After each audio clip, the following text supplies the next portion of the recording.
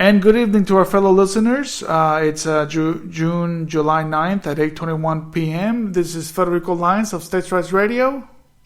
And Seth Hancock of Seth Hancock Reports. And tonight's episode, it's our first look into the 2024 election. Are we looking for a leader or public servants?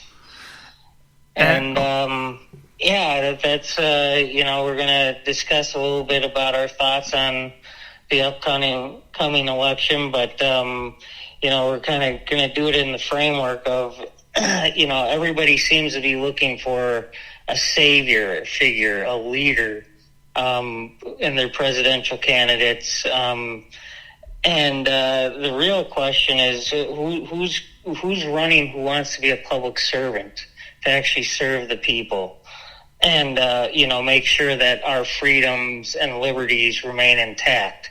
As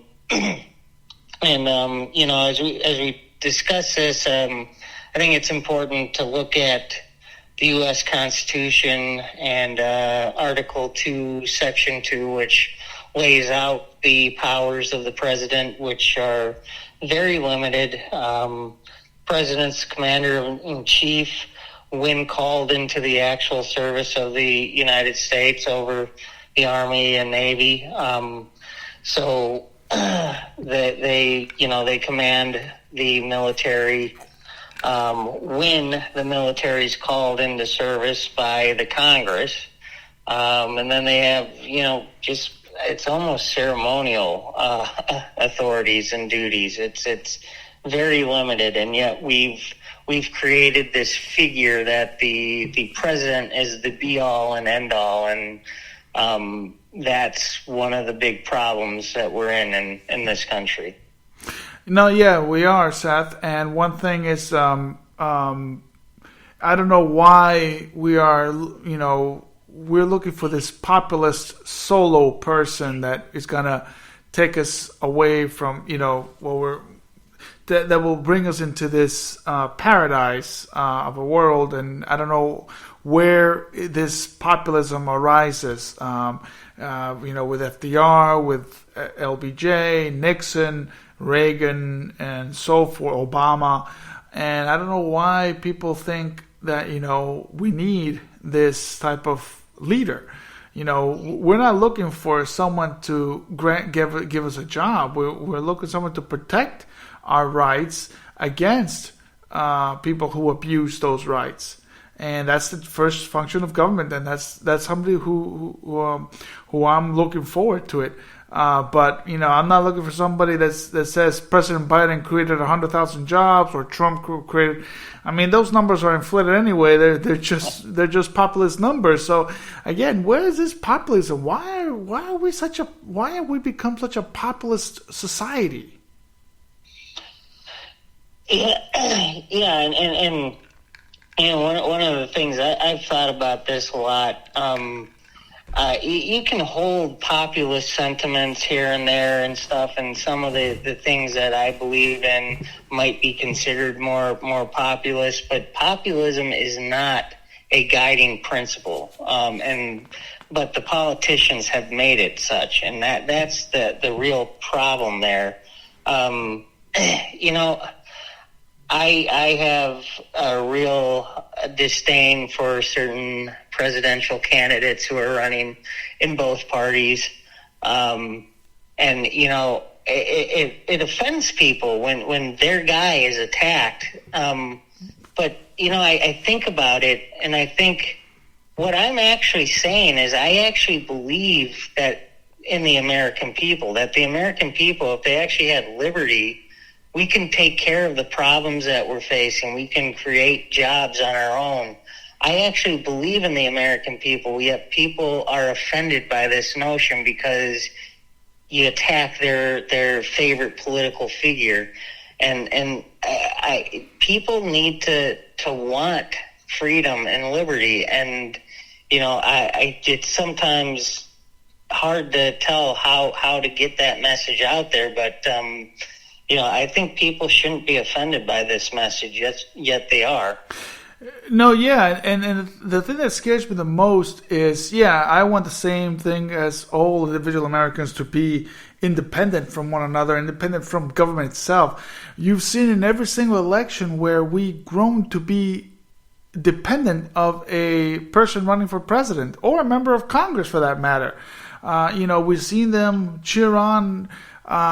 He's gonna bring jobs. I remember back in 2006 in Montana, good old Conrad Burns. His slogan was "Delivering for Montana." I mean, why are we being dependent of one person to be dependent, to be like, oh, I don't want, I'm not gonna work this weekend because Conrad Burns or John Tester's gonna bring me my bacon, bring me my welfare check, so I'm not gonna work, so I'm gonna be dependent. They really, every single election in the 20th century and the 21st century, we've grown to be more dependent of federal politicians, and I just don't understand. Why have we become so lazy? I mean, both white and black, and Hispanic and whatever. We've become a lazy nation and dependent of the federal government, and that's what I've seen in every single election. And in this one right now, I think I've seen the worst. Where I see Republicans and Democrats wanting to be bringing. I'm going to bring the bacon. I'm going to bring you jobs. I'm bring you welfare and whatnot. And I'm like, whatever happened to independence and individualism? And, that's why in 2024, I don't think I'm going to vote, because you'll be voting for the same thing. Yeah. I've come to the conclusion that the federal government is just really a lost cause at this point, and I don't really intend to vote for any federal office. I think if there's any place to really put your attention on, it's at the state and local level. Even there, I really encourage people, don't put your hope in these politicians, any of them. And it, that's really a principle to me, that even if we were not facing the problems we're facing, even if, most of the politicians were honest and upstanding citizens, you don't put your hope in politicians. So this is really a principle that should be a guiding principle always. But, it's literally, we've got, I've found clips of Donald Trump literally saying he's the only one who can save this nation.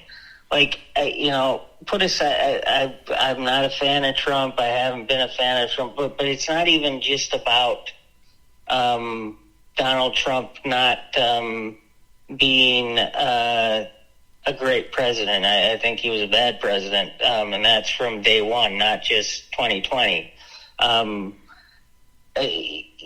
That mentality, this is something that should scare us. When a politician is saying he's the only one who can save this nation, I want the politician who's going to say, I'm here to get the government out of the way so you, the people, can save this nation. Because we are the ones that need to stand up and take action locally to clean up the messes that we're facing in our communities. And so, when we hear politicians talking like that should scare people. Yeah, no, you're right, and that's where where I've pinpointed, and what you've pinpointed just now, that only one person can save it, and this is not just Donald Trump saying it. They've been, Obama said in 2008 that he was gonna, his motto was yes we can, but in reality it was yes I can. And there was video of Barack Obama as well as Donald Trump saying that I have a pen and I have a phone and I don't need Congress. Yes, you do. And, we're not relying on just one person. I mean, this is why, Julius Caesar didn't quite make it, because we couldn't rely on just one person. We have to rely on a 1,000-person body as a Roman Senate. We have to rely on the National Congress. Well, not rely much on the National Congress, but rely on individualism, where we don't have to rely on one sole person. And yet again, here we are again in 2024, where you see many on the Republican side, where you see Christie. Let me see who. I'm not familiar with the North Dakota governor, Doug Burgum. I'm not sure. I'm not familiar with him, but Christie, Ron DeSantis, Mike Pence, Nikki Haley, Tim Scott, some guy named Vivek. I can't pronounce his last name. Ramaswamy. Yeah. Where they're all preaching the same thing. Oh, on day one, I'm going to abolish this, or day one I'm going to do this. I'm the only one that's going to do it. I don't want you to do it. I want you to propose it to Congress and let Congress decide. And if you want to veto it, you veto it. But follow the steps that the Constitution provides. This is something that has been a long-standing precedent, that just because you have a pen doesn't mean you can pass it by executive order or by an order. Executive orders, as I see it, is only for the executive branch. It's not legislation. So that's the thing where people think, oh, well, he signed an executive order to protect the parks. Oh, good, it's a good thing. No, it's not. Because, we're not relying on this. And this is where, we're seeing it now in 2024, where you have my esteemed governor, Ron DeSantis, where he wants to have a national policy to kill this woke thing.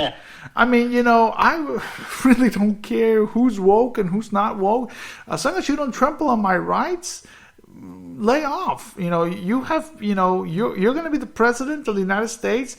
You need to focus on international affairs, not domestic affairs. That's not the job of the federal government. That's not been decreed by the Constitution to be in charge of domestic affairs. So I really don't see any high hopes on any of them. And, and then on the Democrat side, you have Joe Biden and Bob Kennedy Jr. And don't get me started with Bob Kennedy Jr., where Trumpers are calling him a great person. And I feel like there's going to be a majority of Trumpers voting in the primary for Robert Kennedy Jr. And I don't understand what is this fascination with the Kennedys again. So it's a continuation of populism and a populist demagoguery that is just not for this country. Yeah, and as you bring up Kennedy, I'll admit that I was kind of drawn into him a little bit at first, but then I kind of think he shouldn't have ran for president. He should have just kept doing his thing, because first off, he has no chance. Even though polls are suggesting he has a better chance than probably a lot of people thought to begin with, but the parties choose. Don't get me started on what happened in 2012 with Ron Paul and the Republican Party, and you look at the shenanigans that went on there. The Democrats are not going to allow anybody but Biden, or if Biden bows out because he's old and senile, I think Gavin Newsom's probably the likely one to be chosen by the party leadership. But you start looking back at some of the things Robert F. Kennedy Jr. has said about locking up. He wants to lock up people who deny climate change. He's saying things about like gun control. On the one hand, he's saying, I'm not going to go for gun control right now because it's divisive. But if we have a bipartisan effort to ban assault rifles, he would absolutely sign it. And I don't care how bipartisan anything is. My right to keep and bear arms shall not be infringed, whether it's Democrats or Republicans doing it, whether it's Congress, the president doing it. You guys don't have a right to touch my right to keep and bear arms. And that's the thing, is that the presidency has become this cult of personality. And, I remember a lot of conservatives, mocking Obama supporters because, they were in a cult behind Obama. And I agreed with them. I think there was a lot of cult-like aspects of the Obama supporters. But now you guys are displaying the same thing with Donald Trump. It's really disturbing. No, you're right there. And with Bobby Kennedy Jr., where he's saying that he's going to lock up people who deny climate change. Forgive me, Mr. Kennedy Jr., but don't forget our due process. You can't lock us up without, due process. You can, we can be deprived of life, liberty, and the pursuit of happiness, but not without due process. So this is exactly where, you have these populist demagogues that just say, oh, I can do it, or I can sign an executive order, or I can do this. And, and in touching with the Obama cult, there was a semi-Obama cult in 2008, but that kind of changed when he didn't move forward with these Affordable Care Act, and he didn't change it to what he promised was going to be in the single payer system. So the Obama call didn't quite kind of disparage, and many people didn't vote for him in 2012. And that's why I want to also touch base.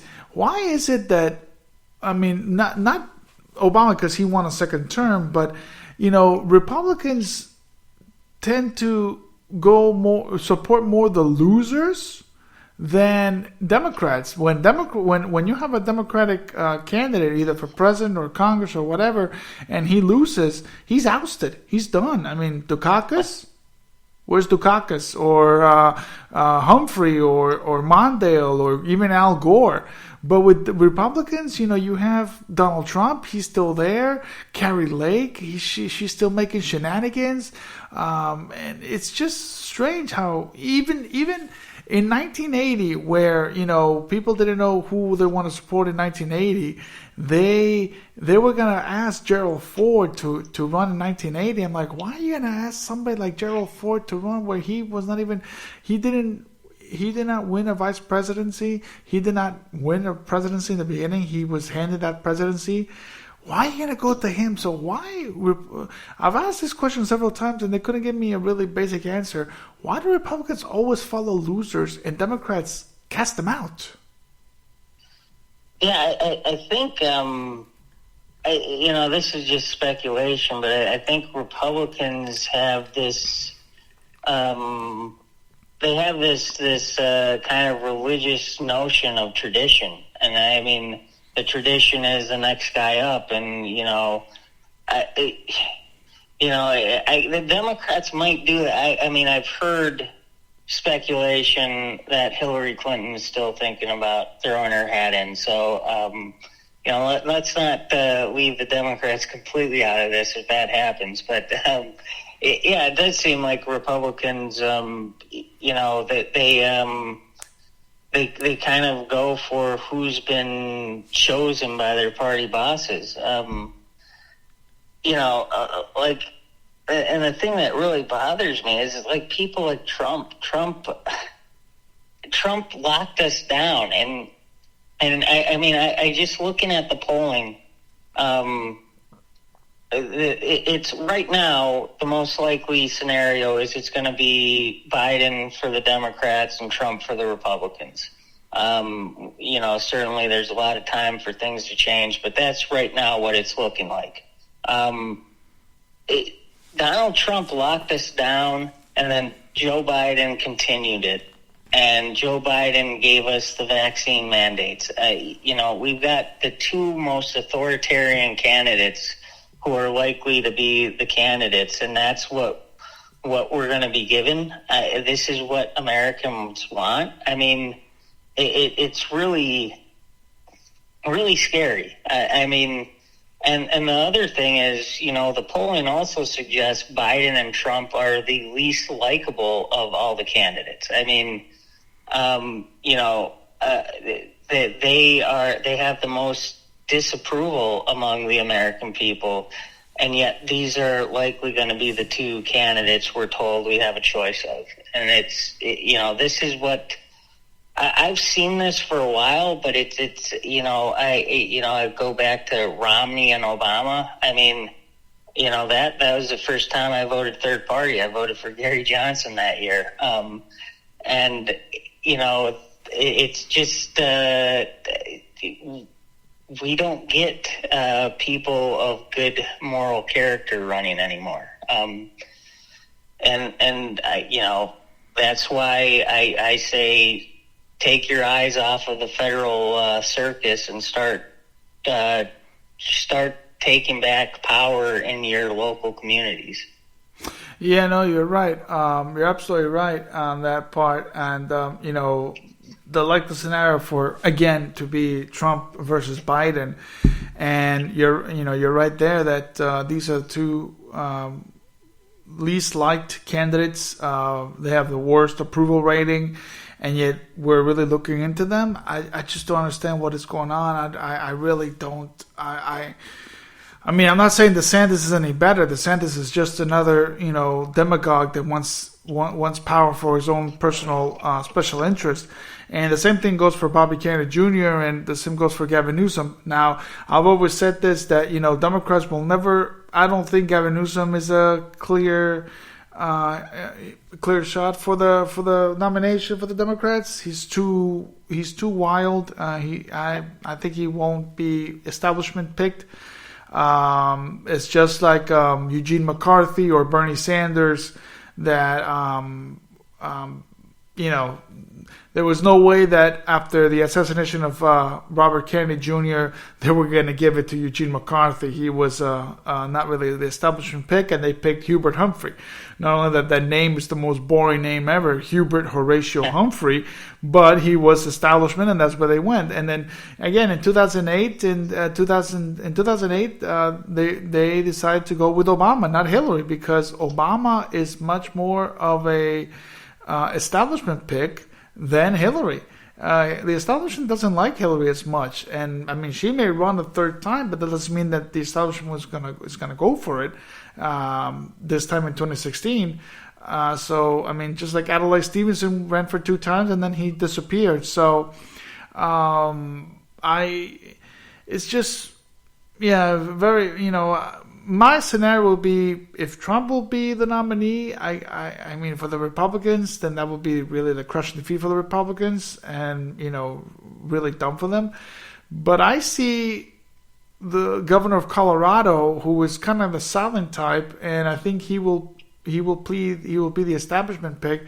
I see him as the candidate. They're keeping him quiet as they did Obama in 2008. That's my scenario. I think Biden will probably pull an LBJ and say that he's not going to accept the nomination of his party, and they're going to give it to somebody else that will be younger, whiter, and gayer. I think that's what they're going for. I think that's what the establishment on both sides are going for. Yeah. I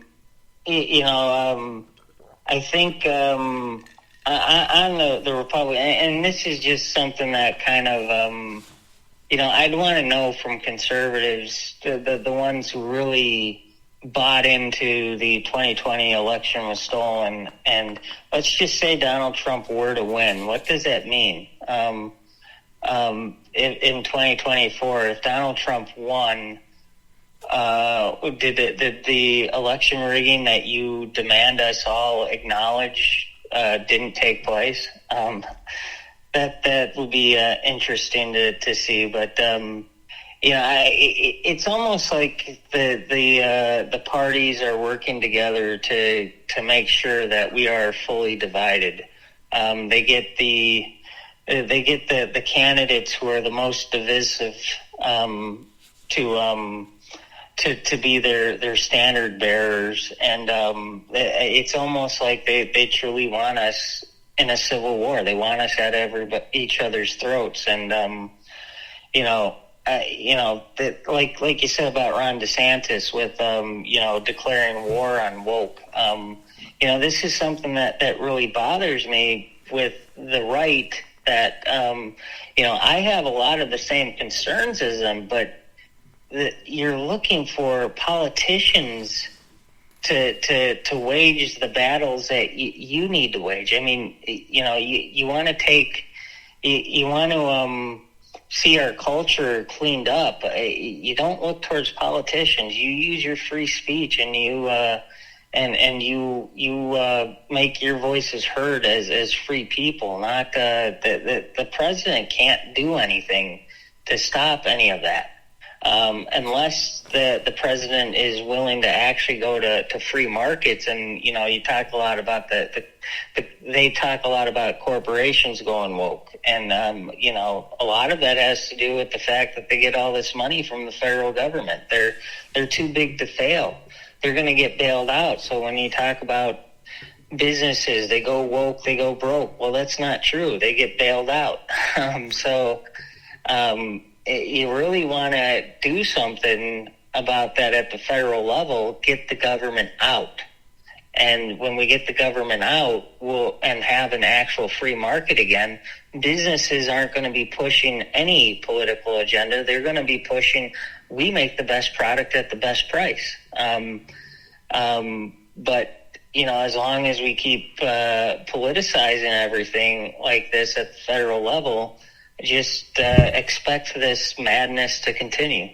Yes, and you mentioned 2024 with 2020, and this cult ideology that some believe that was stop the steal and all that. So I mean, Trumpers are like very.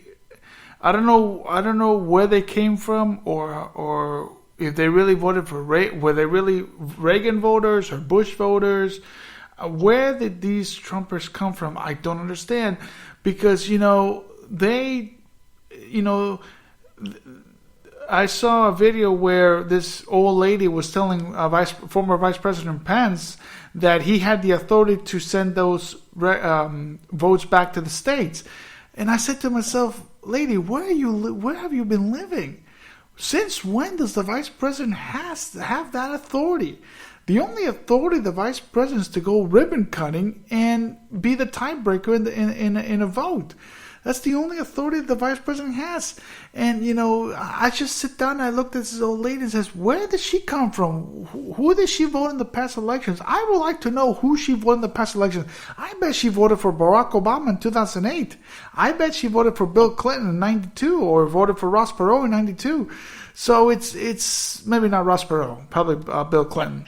But, it's this ignorance that we have, that we create these populist demagogues, that it just infuriates me. That so if you think the Vice President Pence at the time has that authority, does Vice President Kamala Harris have that authority as well? Oh, they're going to say no, she doesn't. Well, then what are you talking about?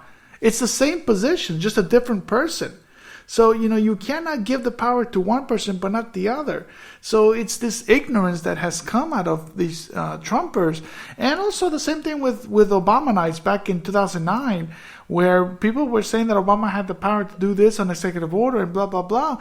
And, it's this constant ignorance that people don't understand what the Constitution means or what it reads. And so to just go back to 2024, if the Electoral College, which that's the one that gives the presidents the vote to win an election, if the Electoral College did not give the win to Donald Trump, I just don't see it for them to give it to him in 2024. I could be wrong, but I don't think so. I really don't think that the Electoral College will give it to him again. Yeah, and they were, they couldn't stand the idea that anybody would try to defend the process and the law if it wasn't in support of Donald Trump. And I remember Thomas Massey was he voted to certify the Electoral College votes, and he got reamed by Trump supporters. And he's like, look, if you guys believe there was election fraud, the states could have done something. Donald Trump didn't even try to legally fight it. I mean, that's the reality. Donald Trump raised a lot of money off of people pushing the election was stolen from him. Well, he didn't even legally try to prove that the election was stolen from him. I think it was one big grift just to steal money from the Trump supporters. But Thomas Massey, pointed out, there were several states with majority Republicans that Biden won, but they have majority Republicans in their state legislatures. If they felt that the election was stolen, they could have done something, and they could have sent us two slates of electors to approve. Well, they didn't do that, so I have to vote on what the state sent us, and the Trump supporters couldn't handle that. Thomas Massey was standing up for the Constitution and what his authority was, and but that gets into the big, the reason we're in this mess that we're in is because everybody views the president as such an important figure. Mm-hmm. They view him as the most powerful man in the world.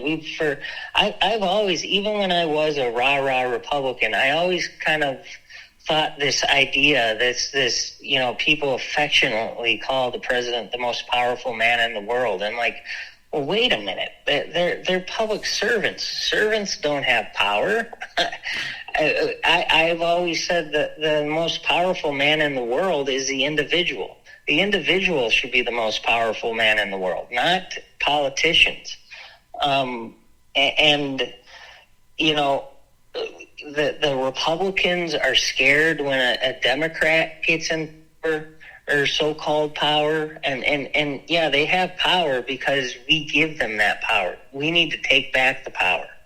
The Republicans are scared when Joe Biden's president. The Democrats are scared when Donald Trump's president. And I'm just saying, start being a free person and controlling your own life. Stop being scared of what these people do and start building where you are. And that's another thing is, to conservatives with the woke corporations and everything, why aren't you building your own system of businesses that compete with these so-called woke corporations?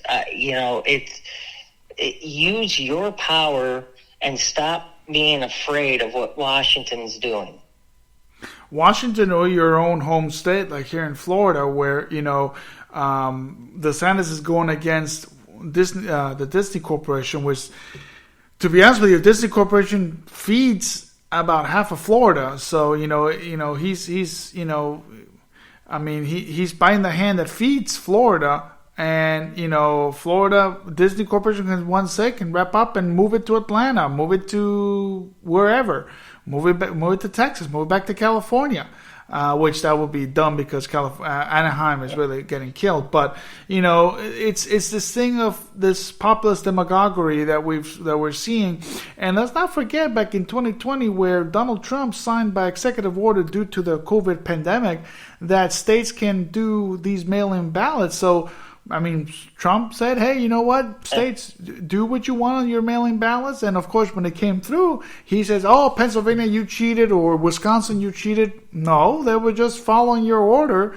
Again, your executive order that should not even exist, but, he gave the executive order for these states to pass mail-in ballot legislations.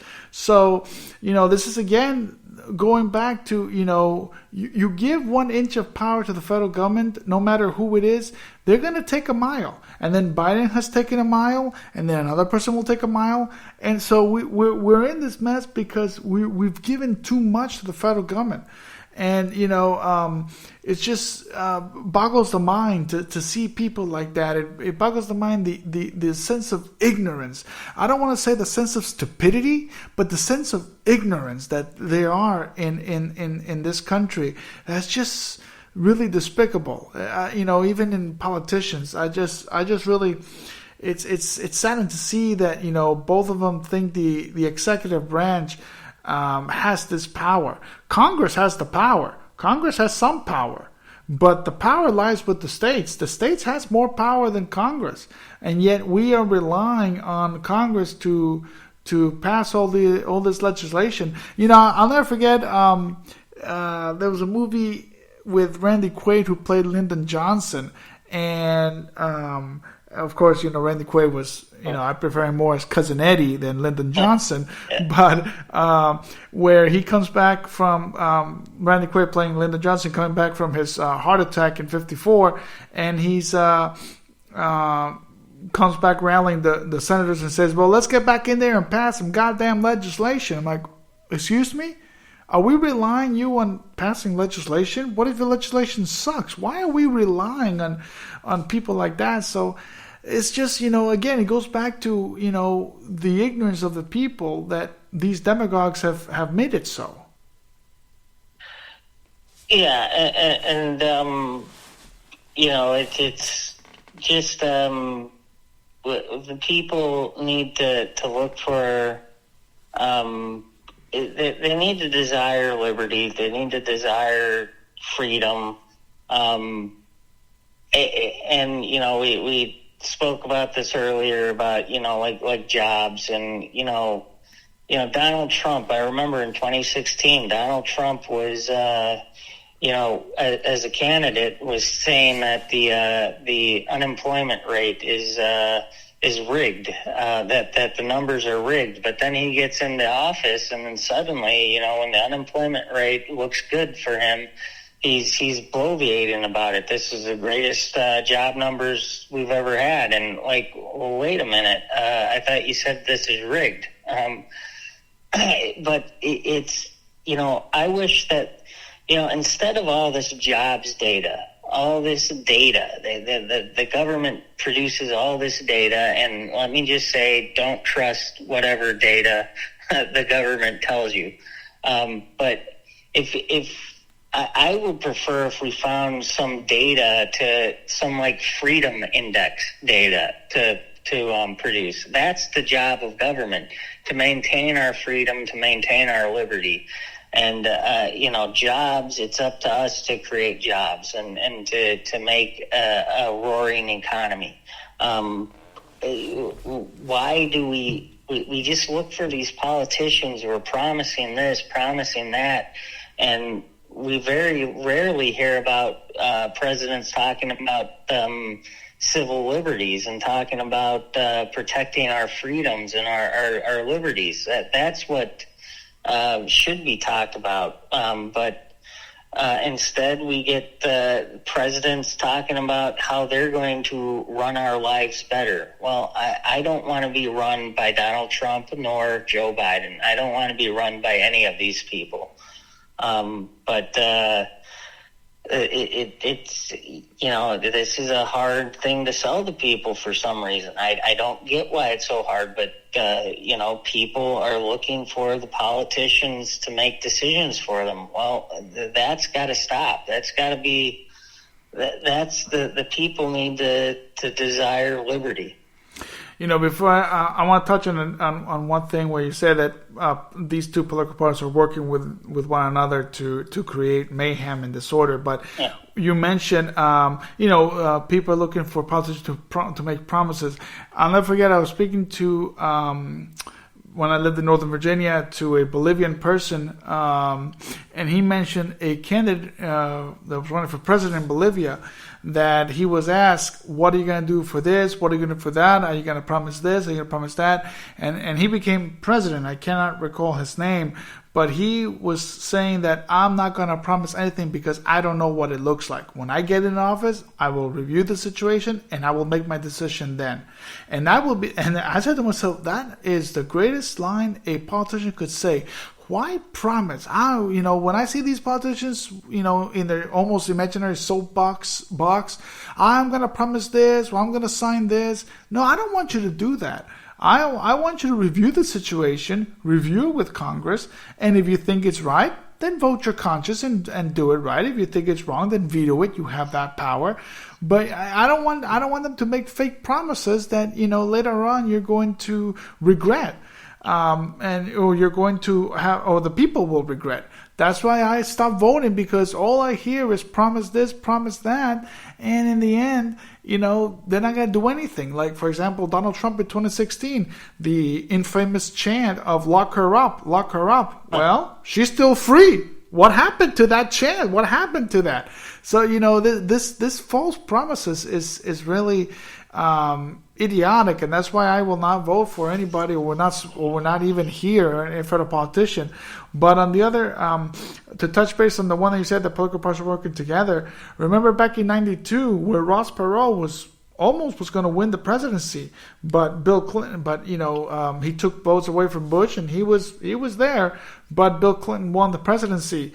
And yet in 1993, both parties got together to limit the amount of national percentage of a third party or of a third party candidate, or an independent candidate, and that's why in 2012 Gary Johnson was not allowed to debate, because he didn't have this percentage because of both parties presented. So again, it's my friend. It's the enemy of my friend is my friend, and people have to understand that Republican, Democrat, there's really no difference of one another. They're working together to maintain that power.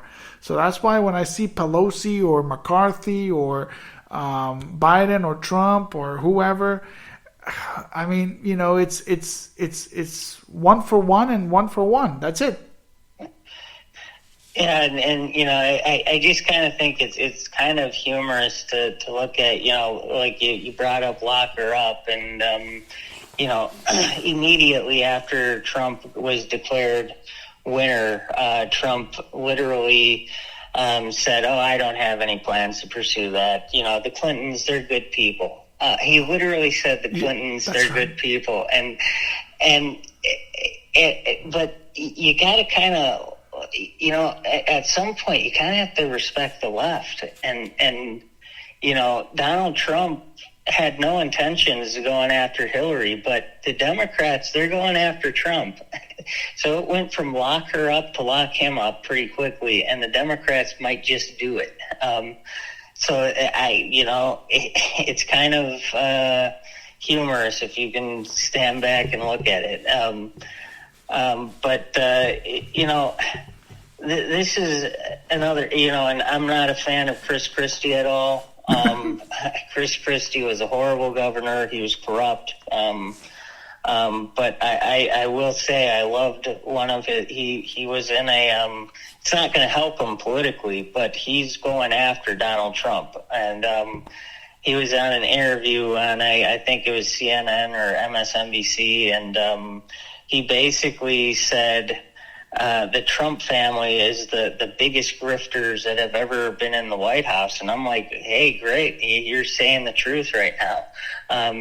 Even though it's not going to mean anything. I'm not going to vote for him because Chris Christie's horrible too. But Chris Christie brought up, that Jared and Ivanka Trump got billions of dollars from the Saudis during the Trump administration in very corrupt dealings. But this is a problem with tribalism, that, the Republicans can see the corruption of Joe Biden and Hunter Biden, and there is a lot of corruption there. I agree, but then you ignore Donald Trump's corruption. And vice versa. The Democrats will see all the corruption of Donald Trump, but they will ignore the corruption of Joe Biden and his family. This is what happens with tribalism. Your tribe can do whatever it wants, while the other tribe is guilty whenever there's any allegation, even without proof. You don't need proof when the other tribe has an allegation against them. This has got to stop. We have to break free from the tribes and start thinking for ourselves. As far as I'm concerned, Donald Trump should be locked up for much more serious crimes than what they're going after him for. I think 2020 was reason enough for Donald Trump to be in prison for life. But Joe Biden should be in prison too. they're both criminals, and but yet we have this standard that especially when it's your politician that you support. Oh, it's horrible. You can't lock a president up. Well, actually, if they break the law, they should be held to the same standard that the rest of us would be.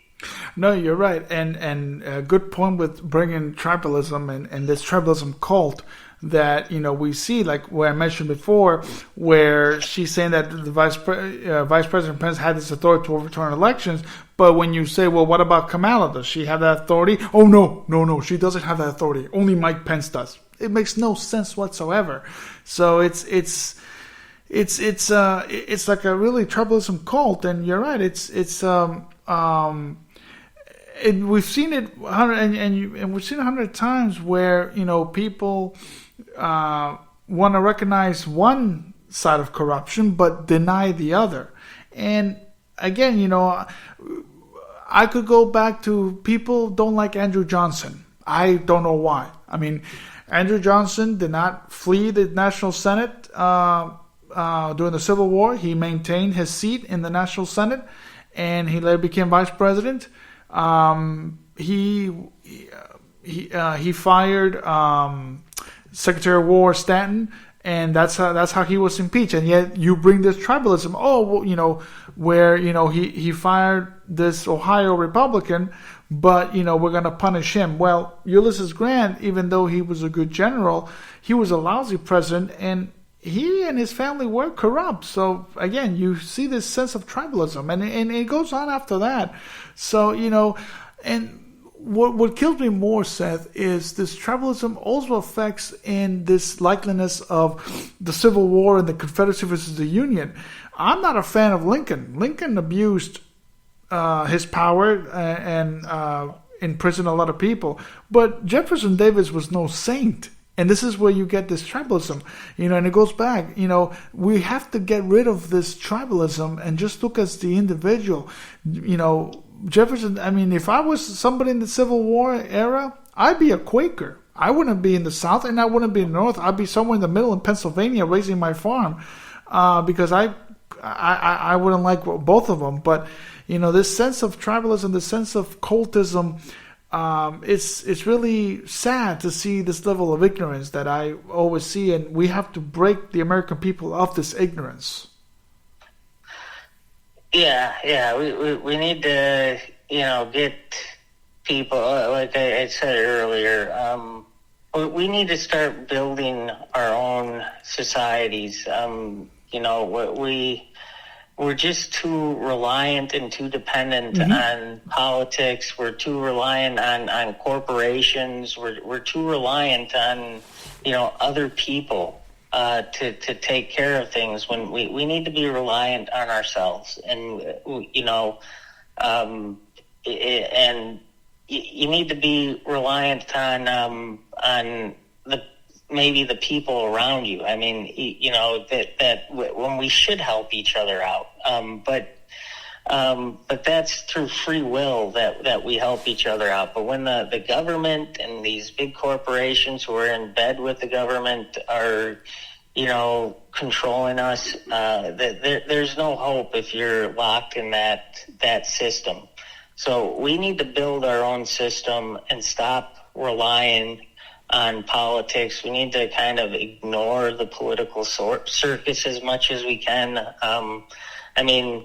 We've got to know what the federal government's doing, but we can't get drawn into the circus. So, kind of watch the circus from afar, but do as much as you can to ignore it and do your own thing. Yeah, no, that's right. And, we need to rely on our own sense of individualism and sense of knowledge to ourselves, and not rely on the government or, again, nowadays the nonprofit world, the nonprofit think tanks, they're in bed with one of the other administrations. You have the Heritage Foundation, the conservative side, or Judicial Watch, where they are, kissing up the Trumpers and people of that caliber. And then you have the Brookings Institution and the Ford's Foundation, where they cozy up to the liberals, to the Democrat administration. And we cannot rely on that anymore. I cannot rely on the Heritage Foundation or the Brookings Institution or the Ford Foundation, for that matter, because I have to think for myself, and I don't want to be ignorant. I choose not to be ignorant and follow whatever anybody says just because either people say Donald Trump is not guilty or Biden is a nice little grandpa guy president. My message for the American people is know knowledge yourself and stop being ignorant to be dependent of politicians and candidates and this populist demagoguery. And I know we're going to be talking about this issue moving forward because the election's coming up. Any last thoughts of any pre-election notions or thoughts on the 2024, Seth? I guess I'd just say, kind of buckle up. It's going to be a shaky ride. You're right. It is going to be a shaky ride. You're absolutely right. We don't know where it's going to go, and we'll just wait and see and continue our coverage on 2024. Yeah. So, all right. Well, we'll be back with more on 2024 in due time, and but again, don't be ignorant and know your knowledge and be individual, not dependent. Right, Seth? Yeah, absolutely. Think for yourself. Exactly. Well, have yourself a great week ahead, and we'll be back next Sunday night. Yep. Good night.